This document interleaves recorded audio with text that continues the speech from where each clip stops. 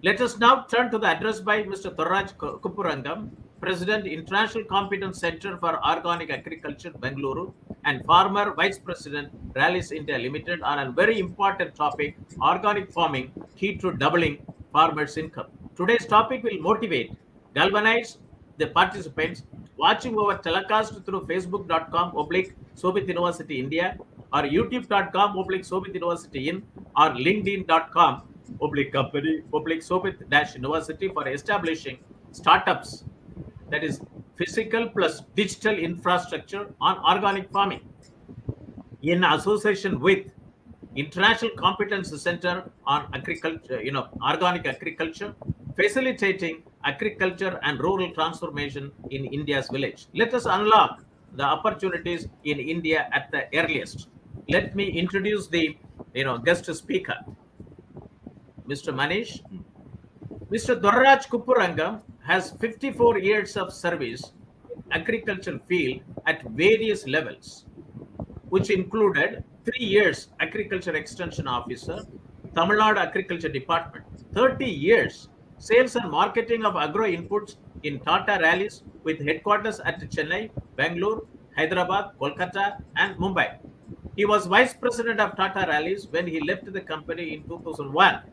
12 years he worked as the CEO of APYF, Organic Certification Agency, Bangalore, and carried out inspection and certification of organic projects in Assam, Andhra Pradesh, Maharashtra, Karnataka, and Tamil Nadu.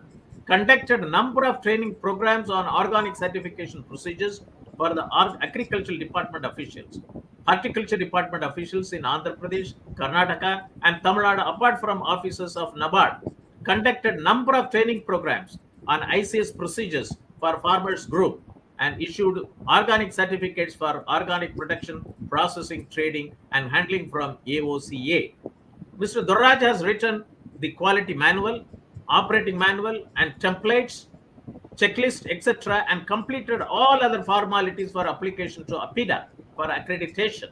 He is now Technical Director, Regional Council for Participatory Guarantee System for Organic Certification, PGS India certification at Vellore, Tamil Nadu, and also a resource person for conducting training program in organic for the Regional Center for Natural Organic Farming, Bangalore. Mr. Dorraj is the president of International Competence Center for Organic Farming, Bangalore, and a consultant to OPEX Holdings, Colombo, Sri Lanka, for their organic input project. With this, let me invite Mr. Dorraj Kuppurangam to participate in the national webinar series on doubling farmers' income by 2022, in the 111th edition, to talk on organic farming, key to doubling farmers' income. Today, over to Mr. Dorraj Kuppurangam. Thank you, sir. Thank you, Professor Moni. You have given a very interesting start for the session, because you have covered almost everything which anybody could talk on organic farming, because everything has been covered, and the 110 meetings which are conducted on this subject also is adding up to this. And then this 111th edition is one of the part of the whole thing, because to make one 747 Boeing aircraft, they say that you require about 3 million parts. Only after assembling 3 million parts, one 747 is ready. Like that, organic farming in India, to be in full shape, it has to get all the kinds of subjects what you have talked, including the digital media and everything. So in organic farming, to double farmers' income, arithmetically it may not double it, but it is definitely going to improve organic farmers' income one way or other. Next slide. Let us look at the Indian agricultural landscape. The gross area sown is about 198 million hectares. The net area sown is 140 million hectares. That is, our cropping intensity is 1.42 times. That's why we get about 198, and we are almost equal to China. They are also having similar area, and we are number one or they are number one. It depends upon every year's statistics. And then the total farm holdings, if you take, it's about 143 million farm holdings. That is 14 crore worth of 14 crore people or households are in agriculture. And then the marginal farmers, that is, marginal farmer is a person who is having less than 1 hectare, and smallholder is 1 to 2 hectares. Medium holder is 2 to 10 hectares, and large farmers are over 10 hectares size. So the marginal and small holdings alone will take about 65% of the total holdings of this area. And these are the people who do not get all the resources that is required for getting high productivity and profitability in agriculture. The large farmers, of course, they get so many resources like credit and then inputs and then technology, everything. But it is for the small holders, this kind of meetings is going to help. Organic farming will help people who are not having all the resources, the 65% of the farmer, plus all those people who are in the dry land areas and non-irrigated areas, orchards, and various other places where there is a great scope for organic agriculture. Because in the uh, dam area, for example, the command areas of Kaveri Delta or other area, Tungabhadra, all these areas, they have got assured water supply and then their cropping is okay. But in the 65 to 70% of the area where they are dependent on total rainfall, they have to look for better agricultural practices. Organic agricultural practice is one of the important thing which these farmers have to adopt to improve their profitability and then their productivity. Uh, Dr. Moni was also telling about various parameters. He was also mentioning about Shogulati's report, and they have also identified 7 parameters in that report. That these are the things which will help improving the farmers' welfare. In that, 3 or 4 things are coming under organic agriculture very much, but because productivity is one thing which we are looking at, and then reduction of cost of production has to come down. Let us look at cost of production. Today our farmers are totally dependent on chemical inputs, fertilizers. Huge amount of fertilizers are being used in agriculture, and people are not able to meet both ends, because once you spend too much on chemical fertilizers and pesticides, there is not much left for the farmers. Once they go to the market and sell their produce, they do not even get the amount of inputs they have spent on agriculture. For example, let me tell you the urea case. Urea, the international price today is about 430 or $440 per ton. It comes to about 35,000 rupees. It would be the same cost for the factories who are manufacturing urea in this country also, because all the countries are getting their raw material from the international market only. They need natural gas, they need naphtha and various other fuel and basic raw material. In the production of urea, if it is about 35,000 rupees, 80% of it is the raw material cost. These raw materials are scarce in India, and we are importing the whole thing. In when we are selling close to 350 lakh tons of urea in this country, because all the farmers, the first thing they will go for is urea application in their field, because urea is available in India at a very cheap rate because it is heavily subsidized. Once it is 35,000 rupees in the international market, in India we are giving it at almost 3,500 rupees a ton.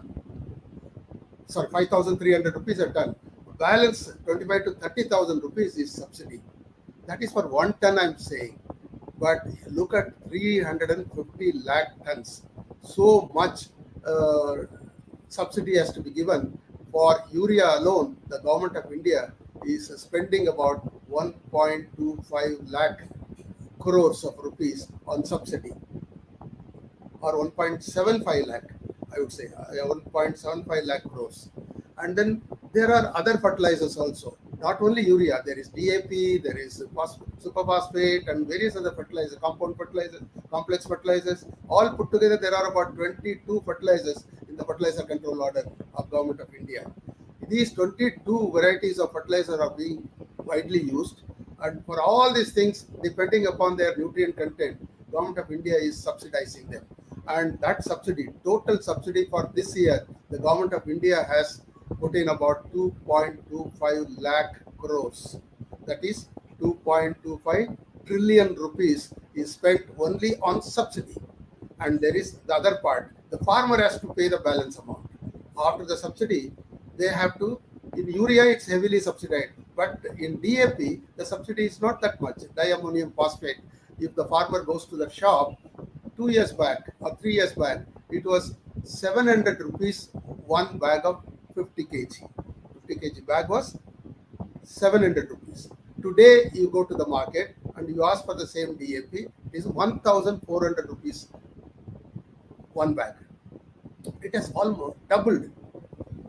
All the inputs, if they are doubling like this, or the farmers' produce doubling in the market, no. The maximum they could expect is about 10% increase over last year or something like that. Or sometimes it is static, Yeah. or most of the time it will go down also.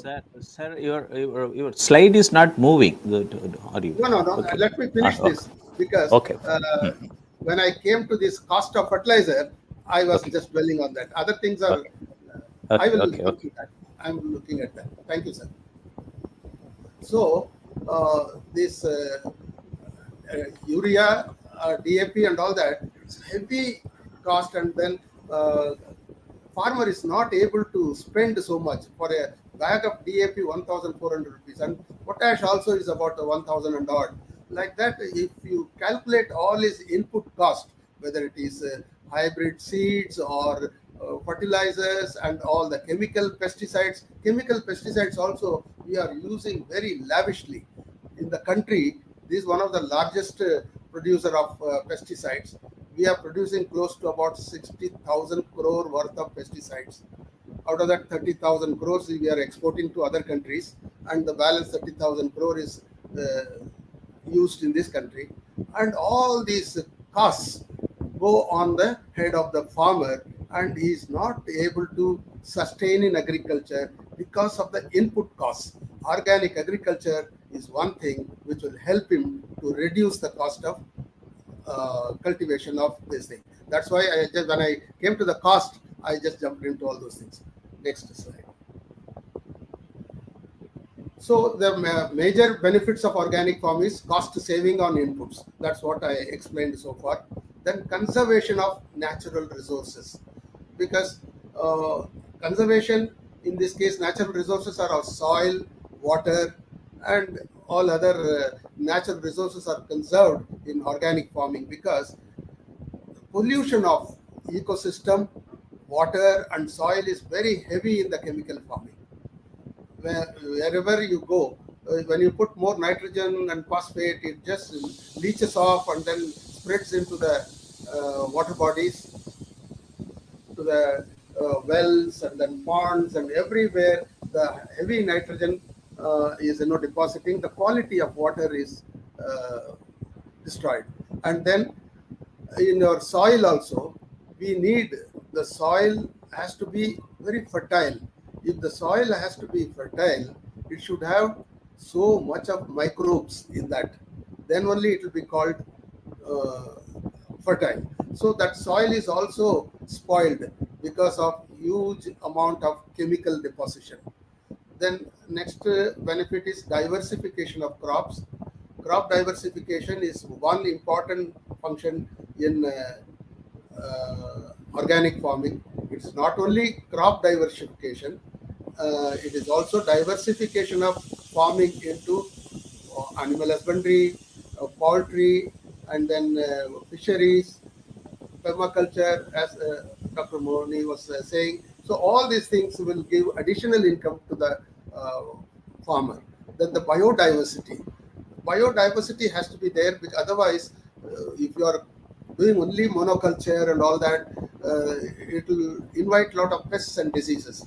A diversified crop system, and there is diversified bushes and trees and around in the farm will harbor birds, beneficial insects, honeybees, butterfly, everything. They are also one way or other helping us in controlling pests and diseases. So we have to have a biodiversity. Apart from that, the soil also is enriched by some leguminous trees when they deposit the nitrogen into the soil, and they're also binding the soil. Then additional income, I already told you that due to diversification of crops and animal husbandry, you get all these things. Then premium on organic produce. Once you produce organic, there are people ready to buy organic produce at a premium. Today, whole world, if you look at the world statistics of organic food, about $188 billion worth of organic food is sold in the world market.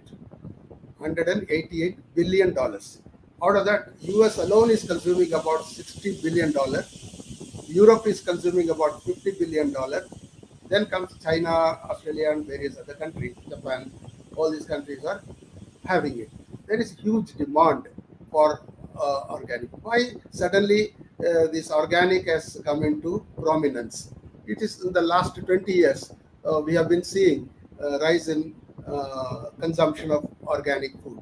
Many people are complaining that food is not safe these days. Physical admixtures and adulterations we have been seeing, that a lot of people put stones or wrong seeds and other things, that is duping us with the wrong particles. That is physical adulteration. But there are also other ways of contamination of food through pesticides, fertilizers, and then through hormones, and through vaccines, and through GMOs, genetically modified organisms, and irradiation. And these are all the things, which are contaminating. If you look at each and everything separately, pesticides, if you look, any vegetable you buy in the market will have some kind of pesticide deposit, toxic residue will be there, because it is only 2% of the total 140 million hectares are under organic. Not 2%, about 2 million hectares. Other 2 million hectares are forest produce. So totally 4 million hectares have been certified under organic certification. Out of that, 2 million is coming from agriculture. So out of 140 million acres of net area sown, only 2 million hectares are under organic as of now. The whole world, if you look at, it is about 175 million hectares. Out of that, it's only 2 million hectares in India we have so far come to this thing. Why is that? So much slow progress. This organic National Program of Organic Production, NPOP, was introduced in the year 2001. Also almost now 22 years over, and still we are slowly progressing in organic. But if there is a compulsion, if there is only under compulsion, people will just get into organic. For example, if you look at Cuba, in 1958, they had a problem that they were a big sugar producing country. In their sugarcane area, they were selling all their sugar to US and all that. US banned the import from Cuba in 1958. Immediately they turned their eyes towards the communist bloc, and they went to Russia and various other communist countries, and they helped them. So from 1958 to almost 88 to 89, almost 30 years, the Russian bloc, USSR, was helping Cuba in procuring their sugar and giving them enough petroleum, pesticides, fertilizers, and various other items. They were having too much of dollars, and Cuban farmers were very happy at that time. But in 88, 89, when USSR collapsed and disintegrated, again they were put into problem and they were exposed. There was no buyer for Cuban sugar.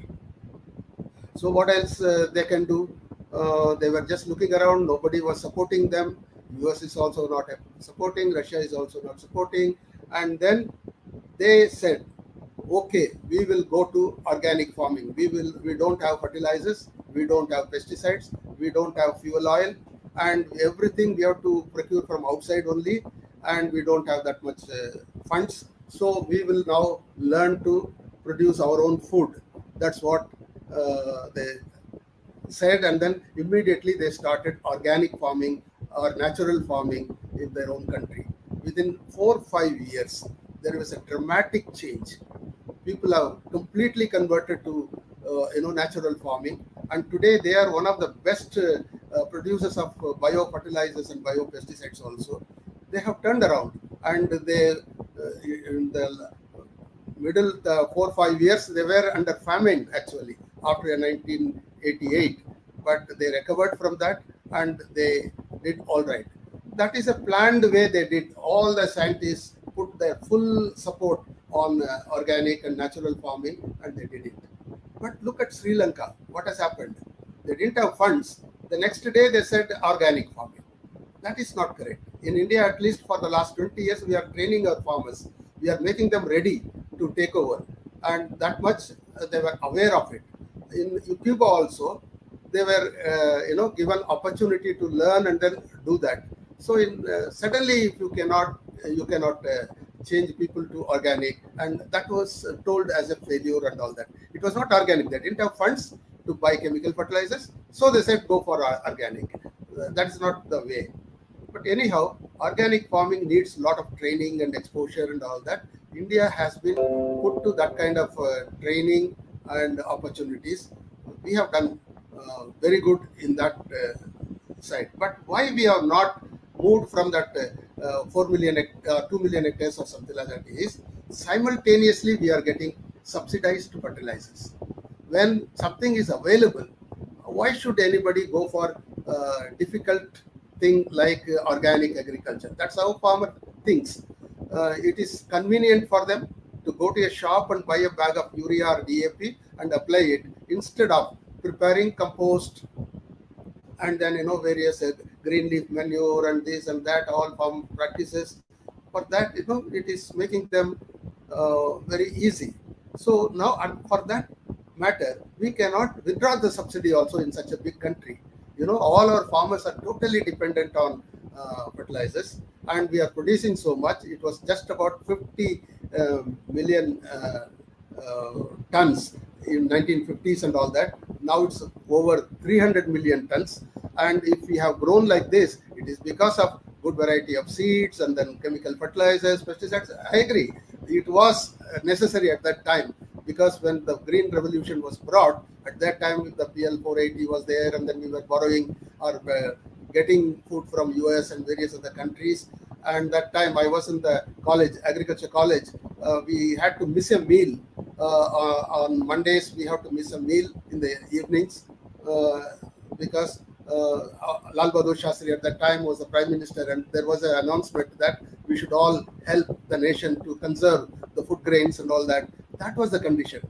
At that time, in 1965, 66 and all that, we had to undergo that kind of situation. Now, we are surplus. We have always about 30, 40 million tons in the warehouses as buffer stock. So we have produced, that's no problem. But overuse is the problem now. If you say that you use so much, for example, one state in India is huge amount of urea is used, 6 to 7 times than the average. Normally, if 70 or 80 kg per hectare, if you say, they are doing huge amount. The ratio is skewed now. NPK ratio is skewed now, and one state or two states are, because it is available in subsidy, they put that particular thing very high. So this is how the cost is increasing in all kinds of places, and then conserve and then reduce the cost of cultivation. That is why this organic farming has been introduced. But we also have choice now. Initially, international, there is one standard. The international IFOM has said something. Codex Alimentaries Commission also has suggested some, standard, so that the world trade can happen in harmony. So India also announced that in 2001 that NPOP will be on par with this IFOM and Codex Alimentarius and all that, and then we separate that. But many people were saying that that's only for export, and some premium shops like retail chain and all that, they were also asking for NPOP certified products, and it was used. But people could not afford that certification cost and all that, and that's why they were asking for better remedies. And then came PGS system. PGS system gave an opportunity for local farmers to trade domestically. So that system has been given. Now latest, now the country is having another vertical that is called the national certification for nature farming.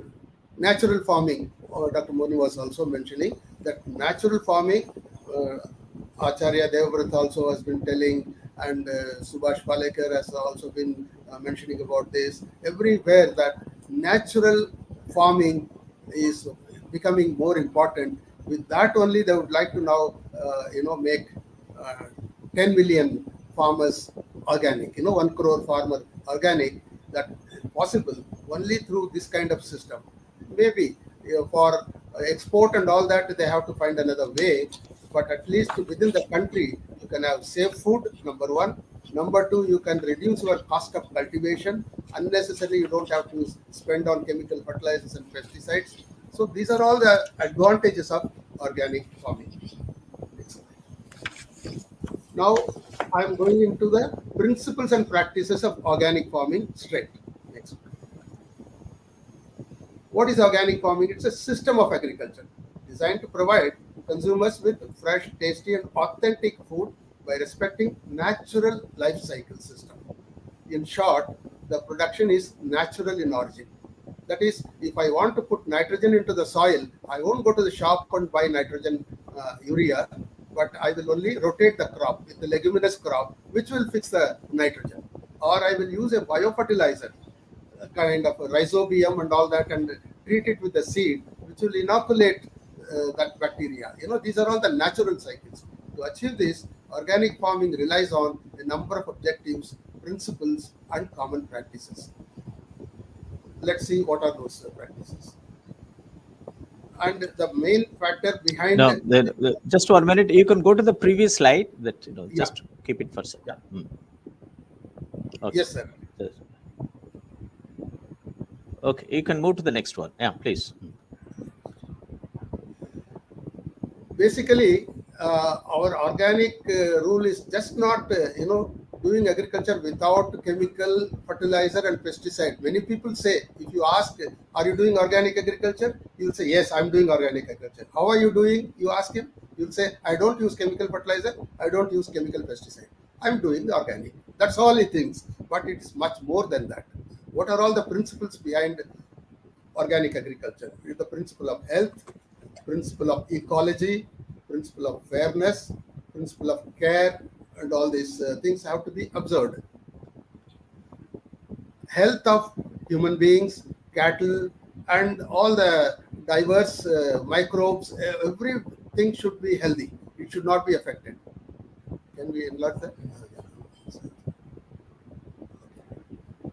And the ecology also, all the surrounding things should not be polluted, and it should be kept clean. Principles of fairness, the natural things which are available should be shared by the entire humanity. One should not, completely take and deprive others. So there should be fairness in using common resources like water. Use water conservatively and all that. That's fairness. And principle of care is you should also take all those ethical things like GMO, for example. Many people may not like GMO product in their food. In that case, you have to respect that. And these are all the principles of care. So these are all underlying principles for organic agriculture. Then this is very important slide, status of rich and live organic soil. We always say my soil is very fertile, my soil is rich. What's the yardstick? For a cloth, you can measure it and say that 1 yard or 1 meter and all that. In the soil, if you say your soil is fertile, what is the yardstick? A fertile organic soil ideally should have the following. Organic carbon should be between 0.8 and 1.5%. If it is like in that range, it will be a fertile soil. But in India, in the last 60, 70 years, there is a report I read on the other day that it has come down to almost from 1 to 0.3. It has this is called degradation. Your soil carbon level has come down from 1 to 0.3. Our national average is about 0.3. Anywhere in Tamil Nadu or Andhra Pradesh or Karnataka, if I go and take a soil sample, it would be around 0.5, 0.6 only, unless it is very well maintained. Normal soil, I'm saying.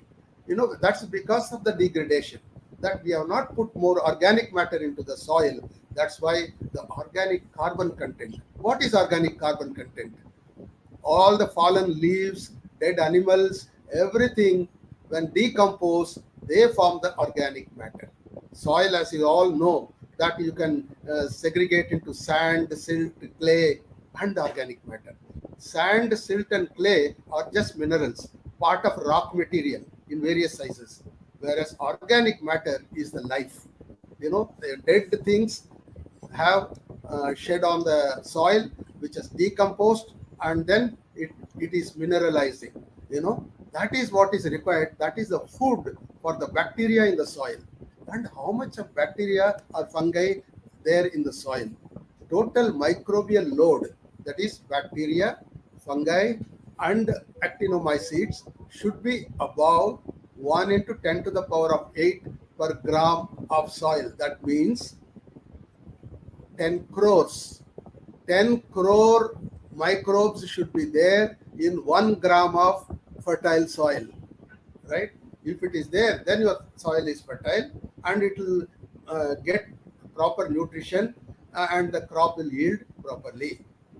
But since you have only 3% organic matter, 4% organic matter and all that, 0.4 and 0.3, you are not having that much of population, micro population.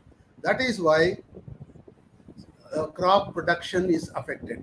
So you don't have to go to the market and buy urea and DAP for that. You feed the microbes in the soil.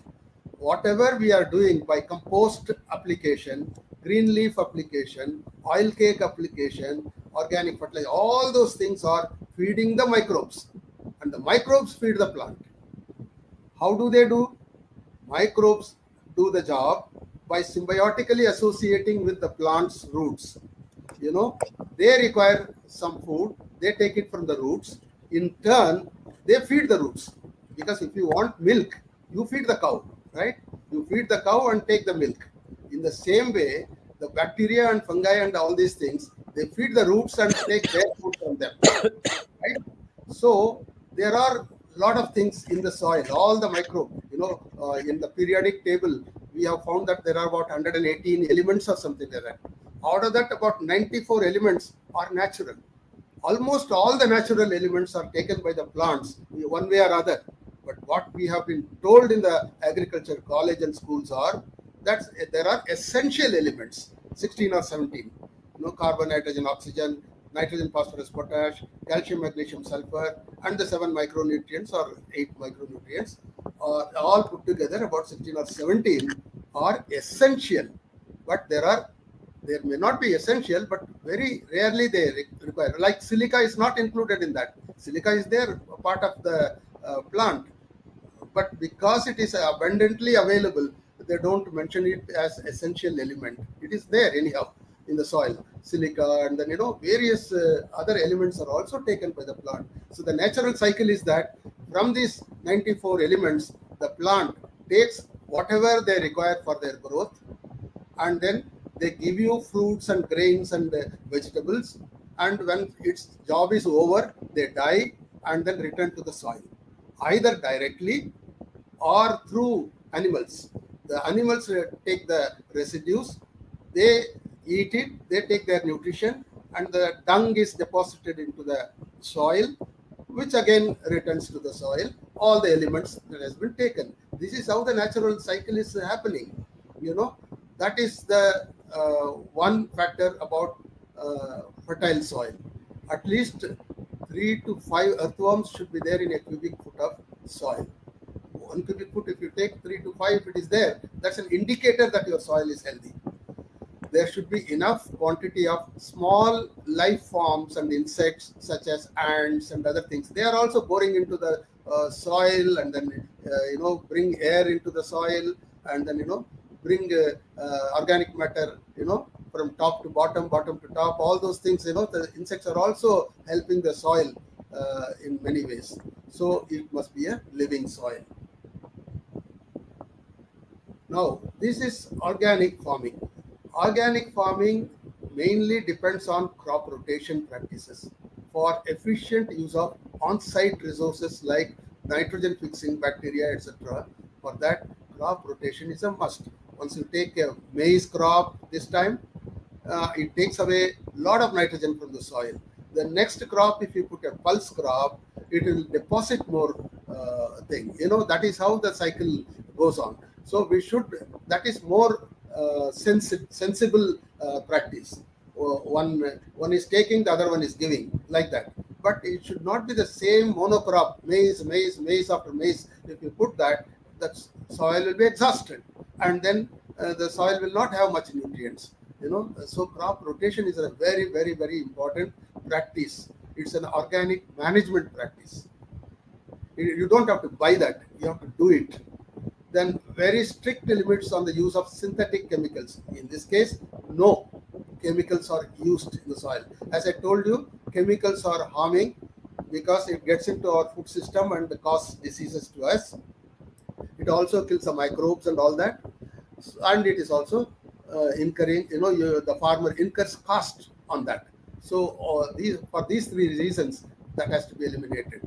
Using on-farm resources such as livestock manure for fertilizer or feed produced on the farm. These are the on-farm resources.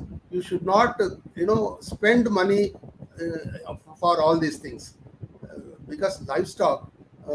On the day I was reading an article by Acharya Devvrat, the governor of Gujarat. Himachal Pradesh. Yes, Himachal sir. Pradesh. Hima- Himachal Pradesh. Himachal he was having, but Ah. now he is Gujarat governor and is sir.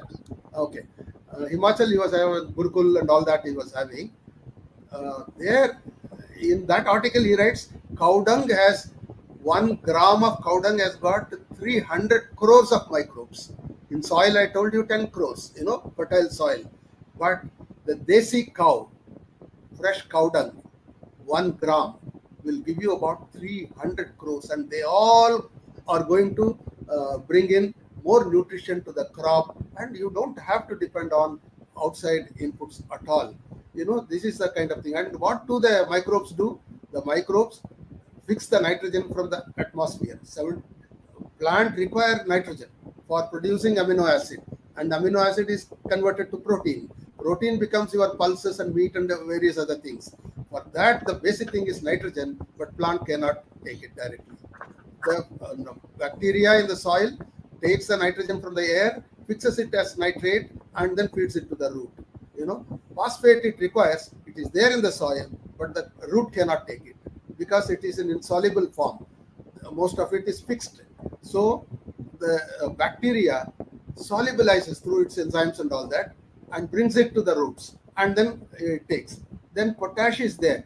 We don't have to get all the way from Canada and Ukraine by spending so much money on shipping and the value of fertilizers.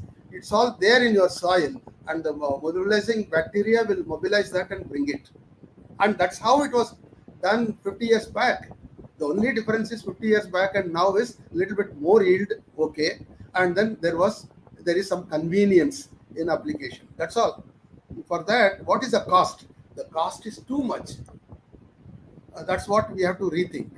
So potash and magnesium, everything, there is an organism in the soil which will solubilize or bring it closer and then feed it to the this thing. You are feeding the microbes and microbes feed this thing. Whereas in chemical farming, you are directly feeding the crop.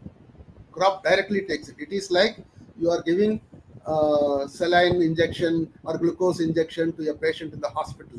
Directly you are injecting. Drip. That's how it is.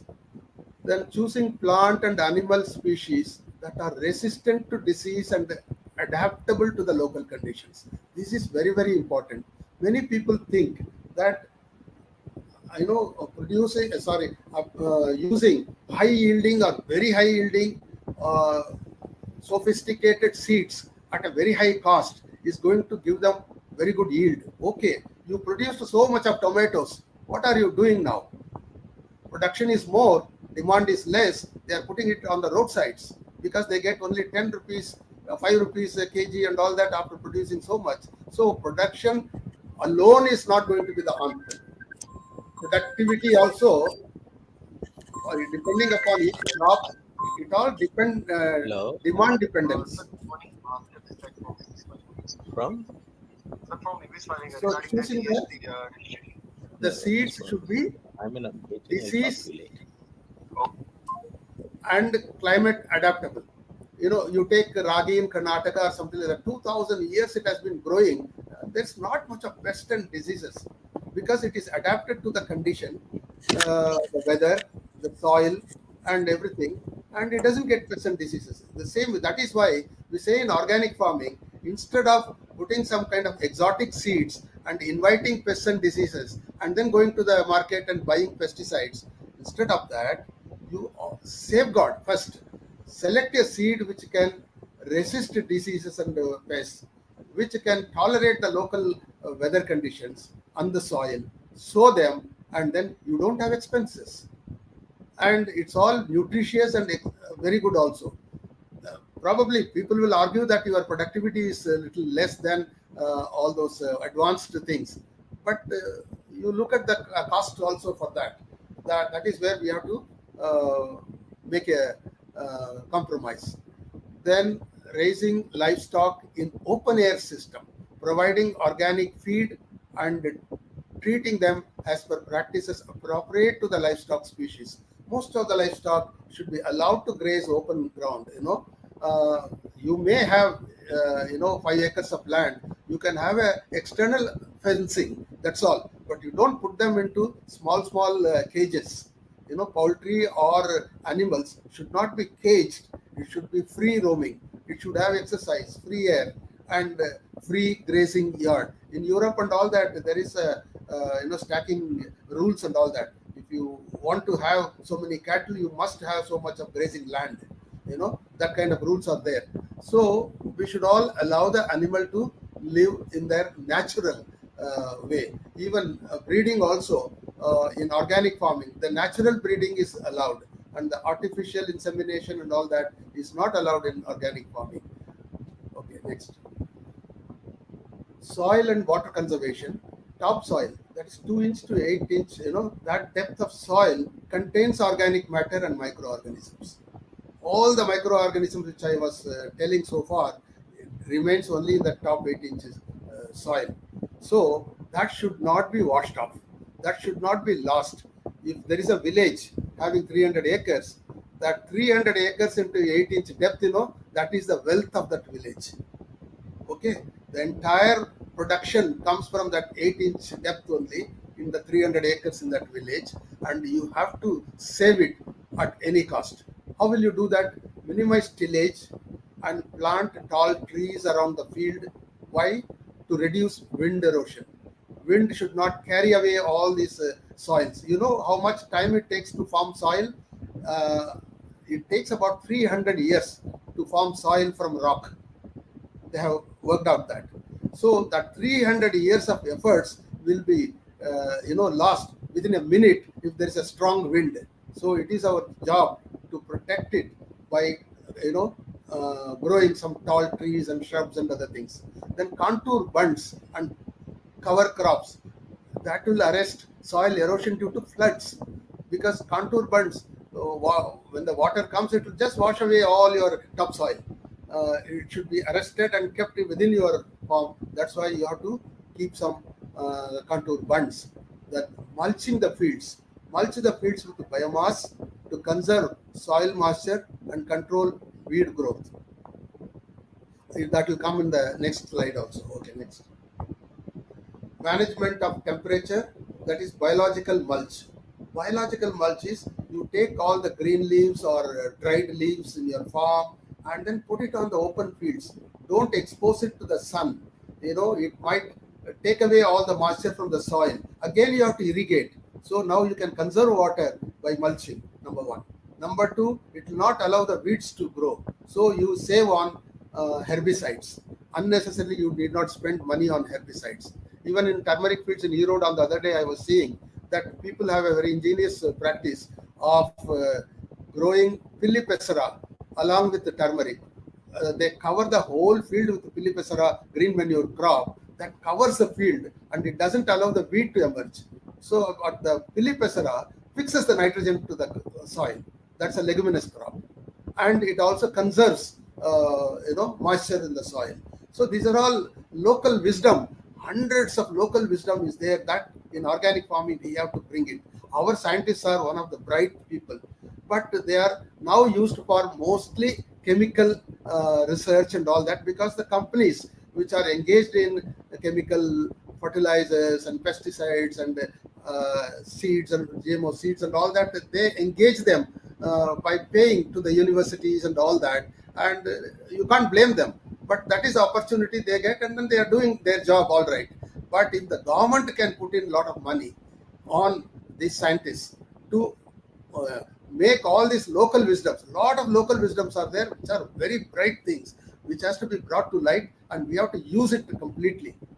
I read in one book on the other day, there is some cucurbit crop which was not flowering properly. They just put asafoetida powder near the root, and it is a cucurbit plant. It started flowering and bearing fruits.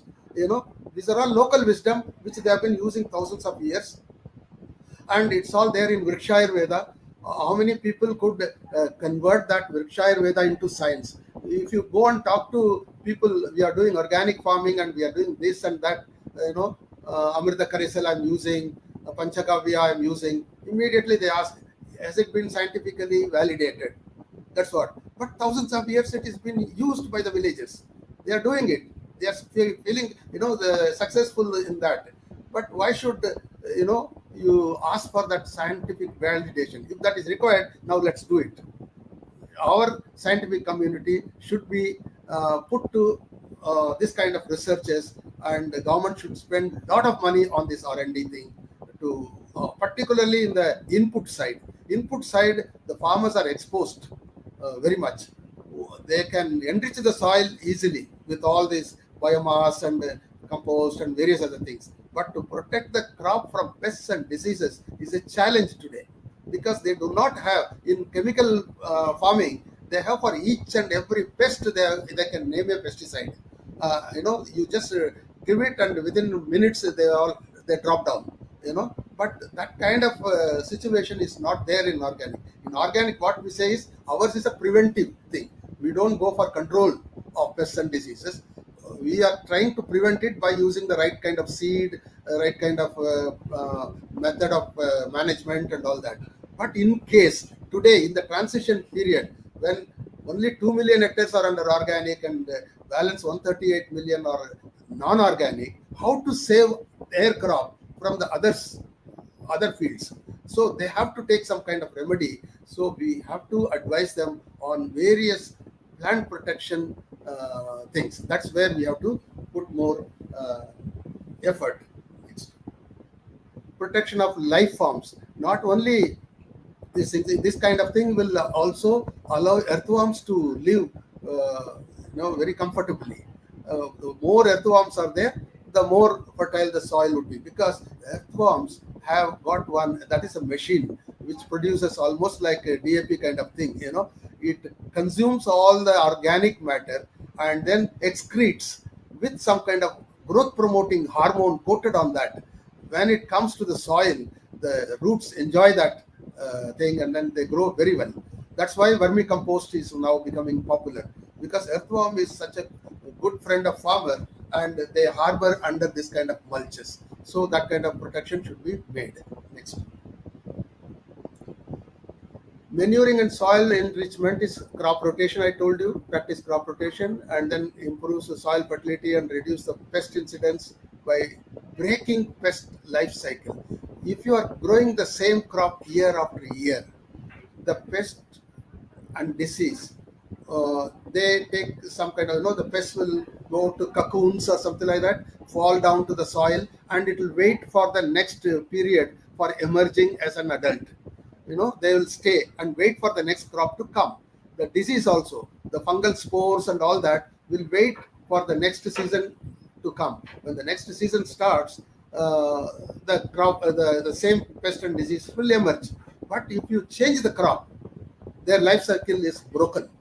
The previous crops, pest, cocoons, and then the spores, everything is spoiled, and it's a new crop which has come. They are not ready to eat that. That is another way of breaking the life cycle of pests and diseases. Then mixed cropping. This is a very important thing. In this slide also you can see how a farmer is having both jawar and pulses, and alternate rows and all that. That gives, it's an insurance against failure of one crop. If one crop fails, at least the other crop will give something. And then in this kind of situations, mixed cropping is an excellent thing, and it gives additional income, and it also balances the nutrition in the soil. One crop is taking the nutrition, the other crop is depositing the nutrient, and it's a wonderful arrangement in the nature. Mixed cropping is one of the best solutions. Then green manuring and cover crops. Green manuring in the paddy fields and all that, they don't have much choice to go for alternate crops. Most of them go for monocropping only, because their soil condition or the waterlogging condition does not allow growing other crops. So at least they should enrich their soil by way of not only compost and vermicompost and all that, but also by putting back some green manures. They can grow Sesbania, Filipesera, and all these kind of crops. 45 days afterwards, when you put it back into the soil, plow it back into the soil, they all add about 30-40 kgs of nitrogen into the soil. Now 20 kg of nitrogen in each acre is added. It is almost equal to one bag of urea. These are natural, and not only the nitrogen, it also improves the soil structure. The soil structure improves, and then the more aeration, more water holding capacity, and all those benefits are available. So green manuring is one of the wonderful things in organic farming. Now, so far I said about on-farm organic inputs. There are also off-farm inputs. Off-farm oil cakes you are bringing. You can bring in bone meal and all that, fish meal. All these things are brought from outside, and then you can apply that. That is also allowed, but it is allowed in organic farming. It is not allowed in the natural farming. In the natural farming, it's all on-farm only, because they don't want any expenses to the farmers. Let them manage it with their own resources. Let them not go and spend money on oil cakes and bone meals and all that. Although it is allowed in organic for for exportable products and various other organic certifications, this is all allowed. Next. Then biofertilizers, another kind. For you have lot of microbes like rhizobium, azotobacter, azospirillum, phosphate solubilizing bacteria, potash mobilizing bacteria, pseudomonas. It's all available in the soil.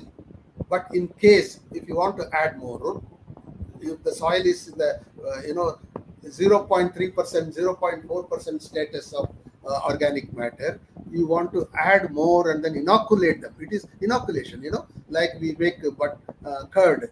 For making curd, you just put a little bit of buttermilk into the milk and then the milk becomes curd. In the same way, in the soil, you can inoculate these bacteria either directly or you can mix it with manure, compost, vermicompost, 1 ton compost. You take it, 1 packet of this phosphate solubilizing bacteria or azotobacter, you mix it, sprinkle water, cover it with some kind of thing, keep it for a day or two, and then you spread it in the field. Then all these things will multiply in millions, and then they will go and help the soil, and that will be enriched.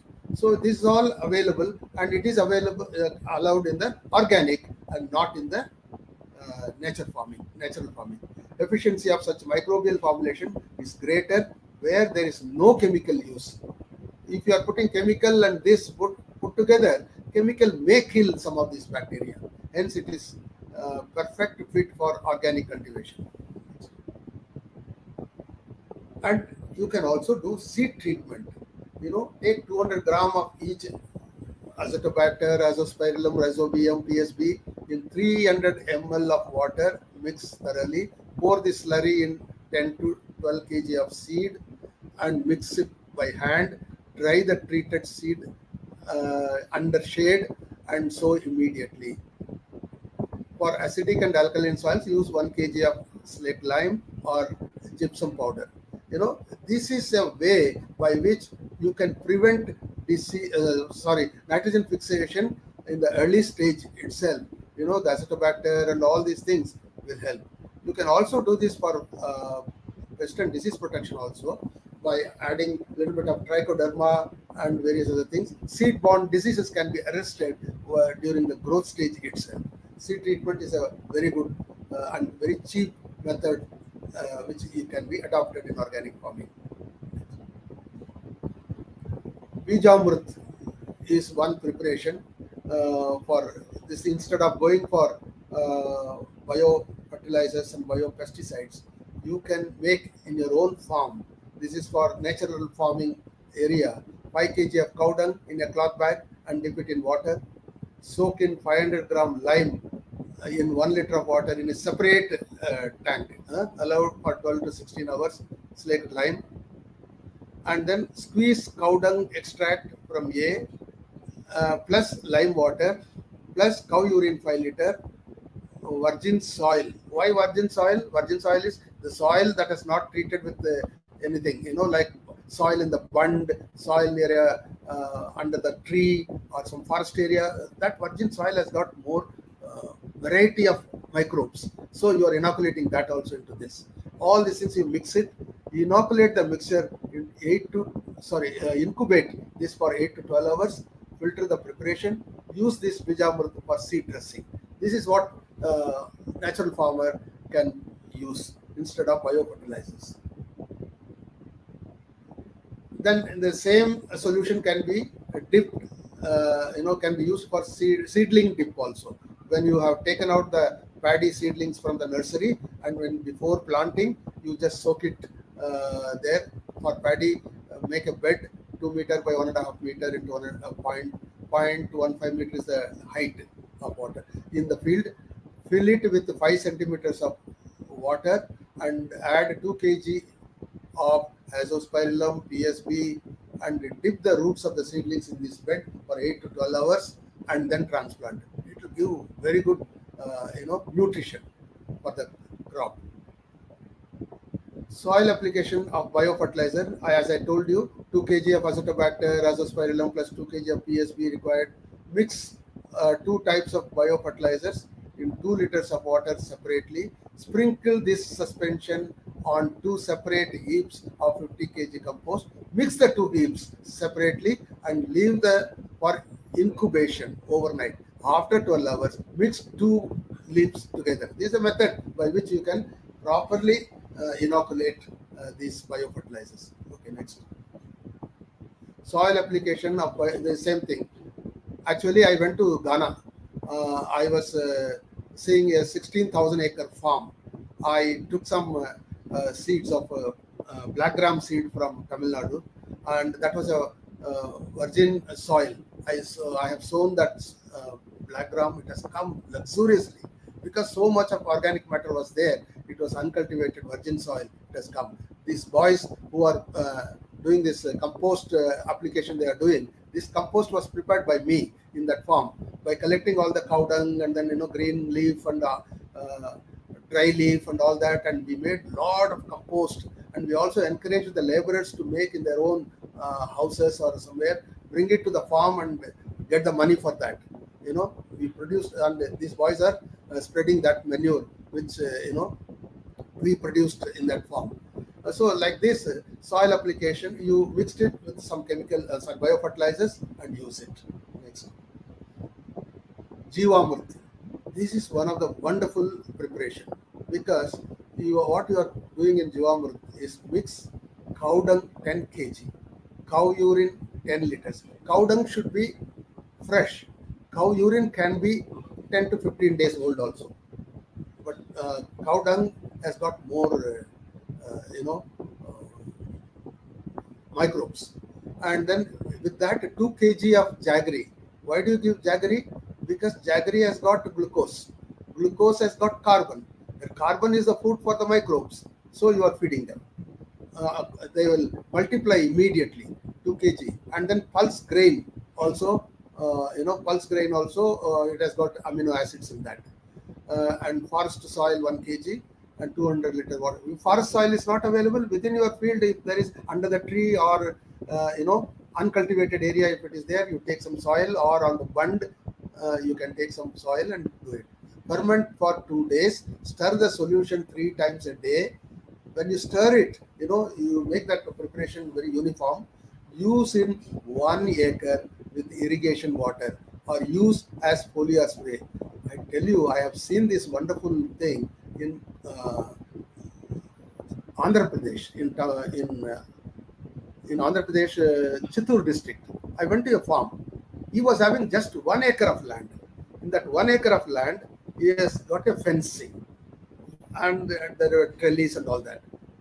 He has prepared the land, cultivated the land, made rows, and then in the row he has put some muskmelon seeds. And then alternate crops, side by side, he put some maize, pulses and all that as a mixed crop. And on the border, the trellis, he put some cooker bits like ridge gourd, bitter gourd and all that he has planted. Everything was there. And then every week he will give this solution, Jivamrit, 200 liter barrel. He will prepare with cow dung, cow urine, jaggery, pulse powder, and a little soil and all that he will prepare. And along with irrigation, he will just connect it. That's all he was giving, nothing else. And he has got 20 tons of muskmelon. At that time, 1 ton was selling at 20,000 rupees. So he got 4 lakhs. I couldn't believe. It was in Andhra Pradesh. In Andhra Pradesh, I was earlier selling pesticides and fertilizers while I was in Tata rallies. Huge amount of chemical fertilizers and pesticides I've sold. And these people are not satisfied with anything less than that. That kind of situation has now changed.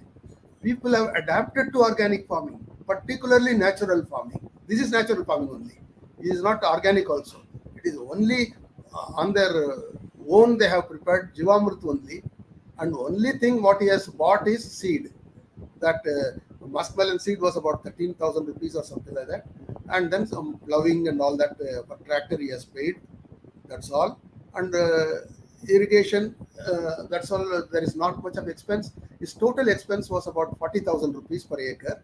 But he got 4 lakhs rupees. And 40,000 he spent. For that 40,000 also he got it from the cooker bits which has grown on the trellis. that vegetable has given him that 40,000 rupees, and this was net profit. I couldn't believe this. I went along with some newspaper reporters and all that, and I saw that. I made a report in my weekly, our ECOWA magazine also. I wrote an article about that. So, like that, these are all naturally happening. Only when you see that you will believe it. If you just read or listen to this kind of PowerPoint presentations, you may not be convinced, I'm sure. But once you see one or two land, some success stories, if you see, you will be convinced. Next. Panchagavya is another good. This is a thing which has been told in our Vriksha Ayurveda and various other old wisdom. Mix cow dung 5 kg, cow urine 3 liters, cow milk 2 liters, curd 2 liters, ghee 1 kg, and close the pot with a cloth and ferment for 7 days. Stir twice a day. It will have a very bad odor initially, but in the course of time it will settle down. Dilute 3 liters of Panchagavya in 100 liters of water and spray over soil. 20 liter Panchagavya is needed per acre for soil application along with irrigation water. You can also give it as a spray on the crop, and it will also protect the crop from a lot of diseases. Next. The same thing, Dasgavya also is there. Instead of 5 things, they have also added here tender coconut, banana, and various other things.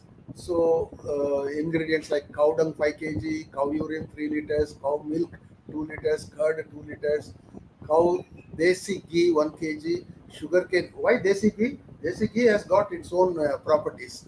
Again, that has to be validated. We have seen, we are paying a high amount of money. In my house, I am using desi ghee, and the aroma is so nice, and it's so, I don't know where all these things are coming from. You have to experience it to believe it.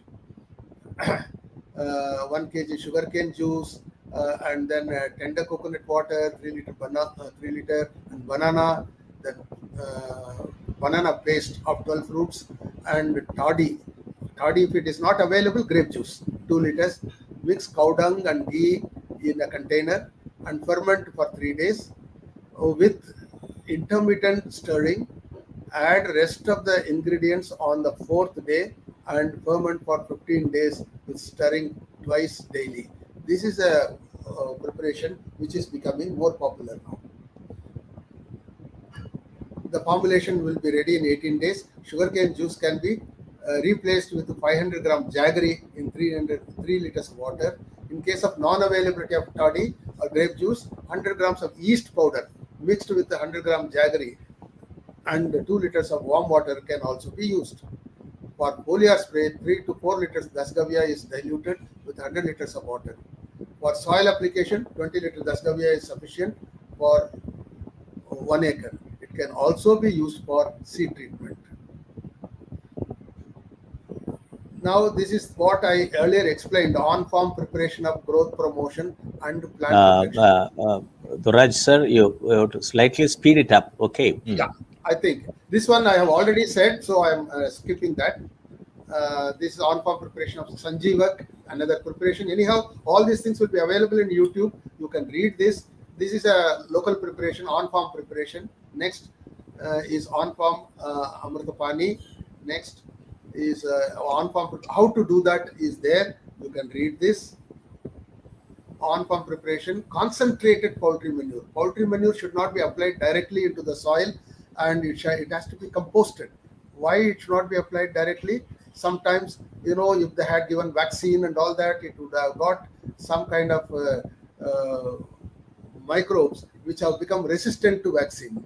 That kind of thing should not spoil the soil, and it should not contaminate the microbes in the soil. That's why. Next, pest management. Now, so far we talked about nutrition. Now, pest management, there are cultural methods by hand picking, mechanical, remove affected plants and all that.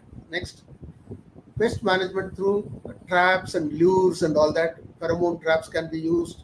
These are all available. We can use this.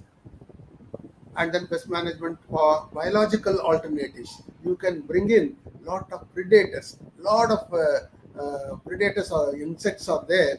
which eat other insects and pests. And it, if you take a ladybird beetle, it can eat about 40 to 50 uh, this one aphids in a day. In a day, each beetle can eat so much. These are all natural thing. It has been established. So we should encourage these things. To encourage this, we should have your field with a lot of flowering plants, hedges, and place for natural enemies to come and sit and harbor. If you prepare that, then all these predators and parasitoids will come and stay. These are all the insects, helpful insects. Next, biodiversity to attract beneficial insects, to repel. What are all things? Attractive plants you should have, attract crops you should have, repellent crops, barrier or guard plants. These are all selection. In your field, you can plant in one side this kind of crop in, 1 cent or something like that. Next, these are all the attractant plants. Next, these are all the trap plants. They trap the pests. Next, neem seed kernel extract is one of the best and cheapest pesticide. Neem has got azadirachtin. That azadirachtin can kill a lot of pests, and it has got quite a useful thing. And how to prepare neem seed kernel extract is there. 5 kg of neem seed if you take, you can prepare this and use this, and it is not very expensive. You can prepare and keep it for future use also. Next, that's all I think. On farm preparation of other pest control thing is Brahmastra. Then Agni Astra is using chilies, garlic, neem leaf, and all that paste, and then use that for controlling pests. On farm preparation of pests, Neem Astra, only neem leaf you can make it into a paste and put it in the water and then spray that. Next, on farm preparation of pest control, the Sperni is another different variety of 10 leaf preparation. Liquid herbal pesticides, and then biopesticides. If in organic agriculture, you can go for some kind of biopesticide microbes that are available in the market. It's all prepared in the laboratories and all that. Next, these are Pseudomonas, Bavaria, Verticillium. All these things are insecticides made out of natural microbes. This Bodo mixture, this is the last slide. Bodo mixture has got the combination of copper oxychloride and lime. It is allowed in organic agriculture, but to a limit. You should not go beyond 4 kg per year or per acre or something like that. This can be used for phytophthora and various other diseases. You can use Bodo mixture. That's all.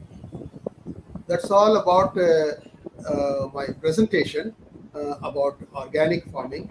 Thus, what I try to say that is there are hundreds of ways by which you can double the income of farmers, but organic farming is one among those many things. That's all. Thank you. Thank you very much. And you've done a lot of. Just 1 minute. You can come to the come out of the presentation Yeah, mode. presentation I'll leave it. Yeah. Okay. Yes, sir. Okay. Thank you. So thank you very much. You've done a real talk which has made the topic understood and also relevant for the present situation. You talked about a complete value chain, and I'm very happy that today in order to increase the farm income, you have given various steps and also practical experiences, and in association with your organization, the Soviet Institute of Engineering Technology, will let us try to bring out and some sort of courses to train rural youths to adopt organic farming.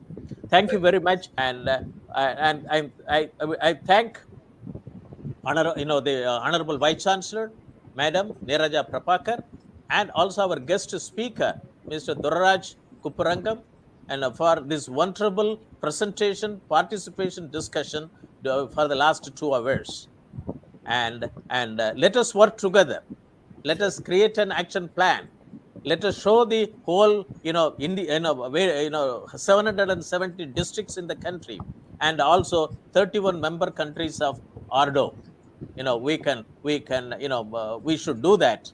And with this, and I would like to thank our honorable chancellor of the Soviet Institute of Engineering and Technology, deemed to be university, and honorable vice chancellor, faculty members, and participants, and for watching this program. And this type of webinar, it is motivating a lot of people to register for PhD on the topic. A lot of NGOs are looking into this webinar series. And this webinar series, this tube goes to Prime Minister's office, Niti Aayog, and also Ministry of Agriculture, the policy makers. And that's how I have been, this university and myself are doing this important activity for the betterment of our rural India, our farming community. With this, I would like to thank Honorable Vice Chancellor, Madam Neeraja Prabhakar, and our guest speaker, Thurraj Kupurangam. And with this, we will close the webinar and leave the studio. Thank you. Thank you. Thank you. Thank you. Thank you. Thank you. Thank you.